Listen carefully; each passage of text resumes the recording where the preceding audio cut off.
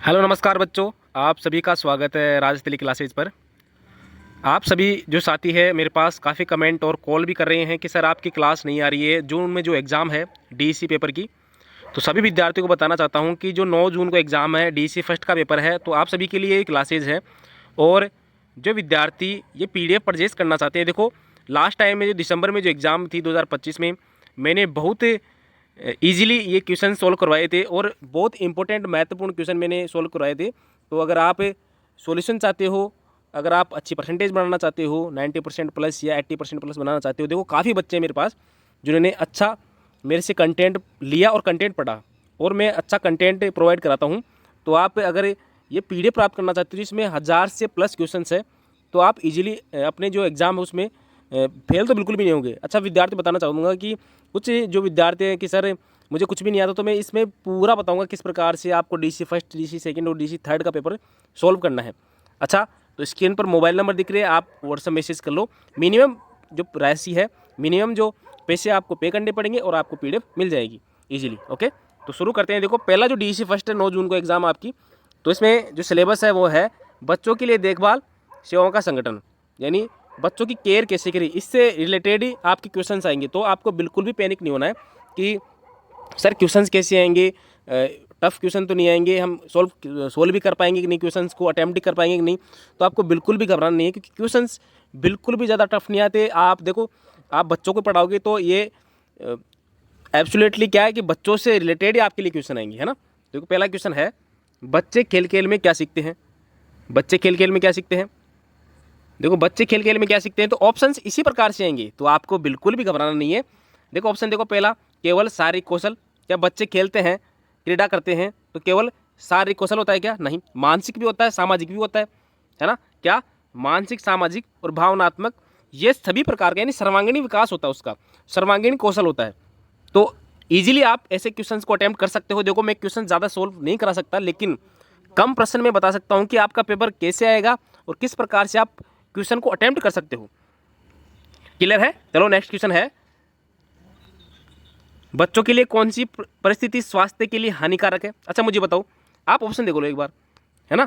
इसमें देखो 100 क्वेश्चन का जो पेपर आएगा उसमें 90 क्वेश्चन तो ईजिली होंगे। आप जैसे अपने सामाजिक वातावरण में रहकर क्या सीखे, बच्चों से रिलेटेड क्या सीखे, बच्चों की देखभाल कैसे करें, बच्चों को किन चीज़ों से परहेज करना चाहिए, तो इनसे संबंधित प्रश्न आएंगे।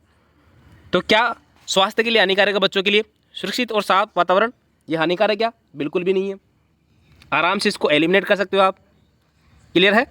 फिर है बाल मजदूरी जैसी कठिनाइयाँ, पूरा पोषण, क्या पोषण, खेल के लिए पर्याप्त समय। अच्छा बच्चा सुरक्षित रहेगा तो आप ये हानिकारक मानते हो क्या, बिल्कुल भी नहीं।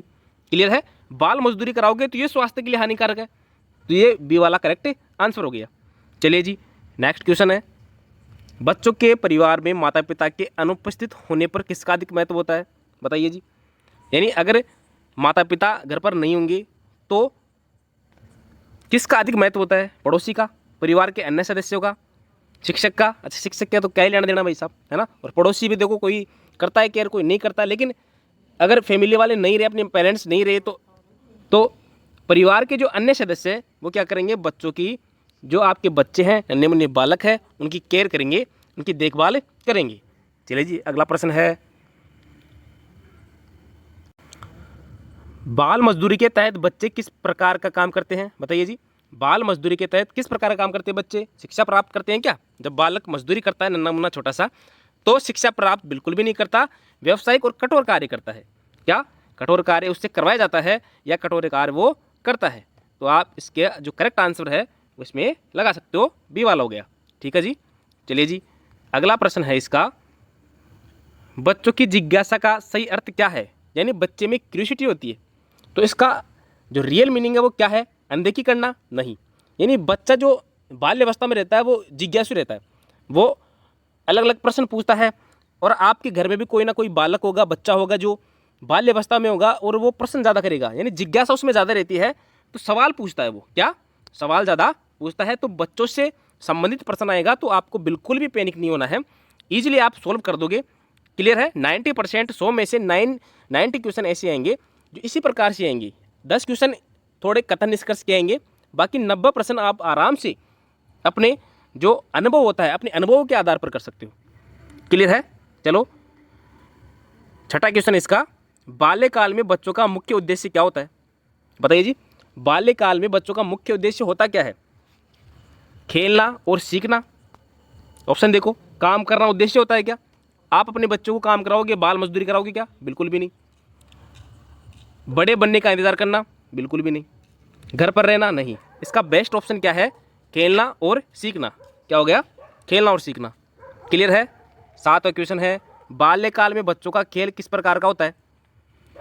अच्छा बताइए, बाल्यकाल में बच्चों का खेल किस प्रकार का होता है? केवल नकली और कल्पनाशील, वास्तविक और व्यवहारिक, नकल करने वाला, केवल अकेले रहना। अच्छा मैं बताऊं कि बच्चा नकल कब करता है? जब वो शेषावस्था में होता है। क्लियर है? और बच्चा, ध्यान रखना कि जब बाल्यकाल होगा, क्या बाल्यकाल होगा, तो पहले होता है शेषावस्था, फिर बाल्यावस्था, उसको बोलते हैं बाल्यकाल। तो इसमें बच्चा कल्पनाशील रहता है, बच्चा सपने देखता है, कल्पना करता है ज़्यादा ही। तो इसमें बेस्ट आंसर क्या हो गया? ए वाला। ठीक है, चलिए जी नेक्स्ट क्वेश्चन है, किन परिस्थितियों में बाल मजदूरी अधिक होती है? कौन सी परिस्थिति ऐसी है, कौन सी कंडीशन है जिसमें जो चाइल्ड लेबर है वो ज़्यादा होता है? तो संपन्न परिवारों में होता है क्या? अच्छा, संपन्न परिवार तो बिल्कुल ही नहीं करवाएगा। गरीब परिवार जिनमें संसाधनों की कमी होती है ना, वो बाल मजदूरी करवाता है। ठीक है जी, नेक्स्ट क्वेश्चन है, निम्न में से बाल मजदूरी की एक सामान्य स्थिति क्या है? तो सुरक्षित घर पर काम करना, खतरनाक और लंबे समय तक काम करना, स्कूल में पढ़ाई करना, ये बाल मजदूरी बिल्कुल भी नहीं है। देखो इसमें एक जो यूनिट है वो बाल मजदूरी की भी है, यानी जो चाइल्ड लेबर है उसकी एक यूनिट है इस डीएससी फर्स्ट पेपर में। तो ये बालक से मजदूरी संबंधित भी क्वेश्चन आएंगे, तो ध्यान रखना। और परिवार के साथ खेलना ये बाल मजदूरी नहीं, क्या है? खतरनाक लंबे समय तक कार्य करना ही क्या है? बाल मजदूरी है। क्लियर है? फिर नेक्स्ट है, बच्चों की संवेदनशीलता किस चीज पर निर्भर करती है? लाड